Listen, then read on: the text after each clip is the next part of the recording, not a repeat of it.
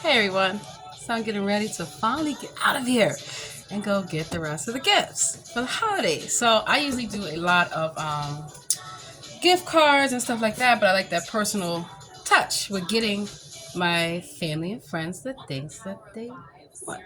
And I pay attention to things that people like throughout the year. So I know. So, be real brief. I need you guys to, number one, make sure you read the newspaper. Pay attention to the news so you know what's going on. In Wisconsin right now, there's a lawsuit. They are trying to sue so that way a program that's geared toward helping people obtain internships with some very top tier law firms, companies.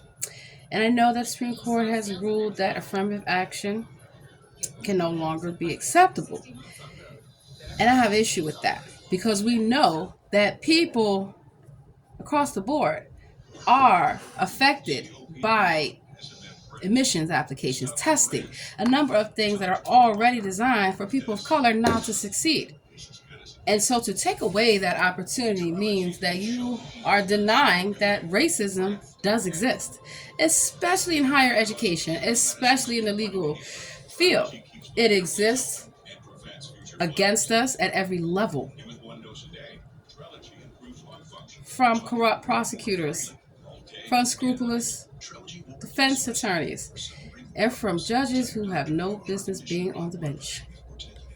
So, one of the things that I am going to do is to utilize the power, economic dollar, right? That's the economic dollar. I say that because a lot of people say, oh, the dollar is declining compared to other currencies and things like that. Well, I am going to make sure that I help the state of Wisconsin get all the money that they need to defend against this. Why? Because people need to be given opportunities that were already denied to them. You know, everybody needs opportunities. I am not saying that, but what I am saying is that you cannot override the rights of a large number of people for just a few who are already gonna benefit because they're already benefiting. These conservatives. Now, I'm not on either side, liberal, conservative, all of that. I care about, hold on, favorite show Jeopardy. 21st presidential elections. The first election in 1952 is neither incumbent president nor the incumbent vice president. I don't know. Let me get back to this. Let me take an educated guess. Can't be Grover. I don't know. We'll find out. No, 1952. Definitely wasn't Nixon. Couldn't have been Kennedy. I gotta know the answer to this real quick. Let's see. I'm gonna go on Jeopardy one day. I'm gonna fucking win.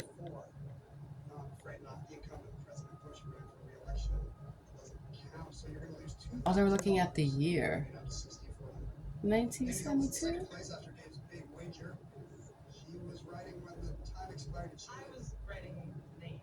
See, I wasn't incorrect with thinking of names from the very beginning. Then the year. Let's see. Ford. It's not Ford. Nothing wrong with being smart. Yeah, and look, dude's got a mohawk and everything. Never assume anything about anyone. So back to what I was saying. I feel that number one, you wouldn't have affirmative action if you didn't have the actions that occurred for affirmative action to occur, right?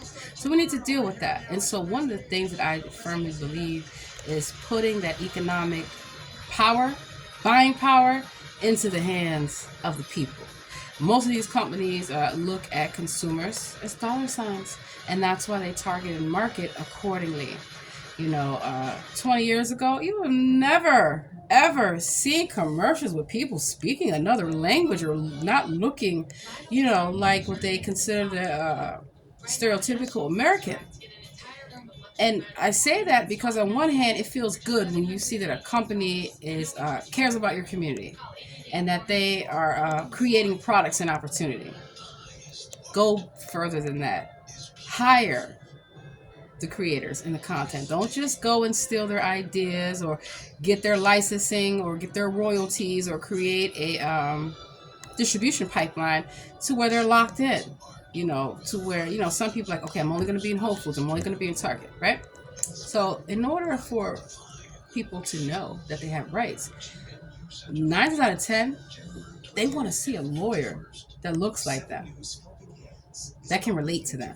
And a lot of times you don't really get that whatsoever. But I've met a couple people that have changed my perspective when I would travel the country and come across people who care about the same issues as me, and they don't look like me, they don't speak like me. That doesn't mean that I'm not going to listen to them, that I'm not going to work with them. And that, yeah, realizing that they're looking at me like, how did I even get in the room? And I'm looking at them like, why are you surprised that I'm here? So what I want to do is when people decide to change laws that impact people negatively, I want to be able to raise the funding so I can go to the bar of Wisconsin and say, I told that some of these lawyers are complaining about where their dues are going, that it's going to help people. So therefore, if they change the law, how much money do you guys need for people to have this program continued? I know a lot of people in the business world. I know a lot of people in nonprofits and all that. They got money, and they know that when I come to them, I don't need the money. It's not for me. This is for everybody, you know. And so, on one hand, people say race shouldn't be a factor. Race should never be a factor, but you cannot ignore that it is a factor. So I want to make sure that the playing field is equal and that everyone has equal access. And the only way to do that is to make sure that the people that have been at a disadvantage because of what has been taken away from them are able to speak up. I want to see more lawyers of every background because everybody deserves representation. Sometimes language and culture can be a barrier, and it may be hard for someone to work past that, especially when majority of the prosecutors in this country, they're white. Majority of the judges, they're white. Majority of law enforcement, white. Now look at the color of the people that they incarcerate, mass incarcerations.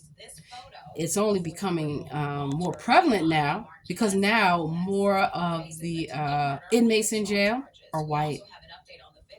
That's a fact.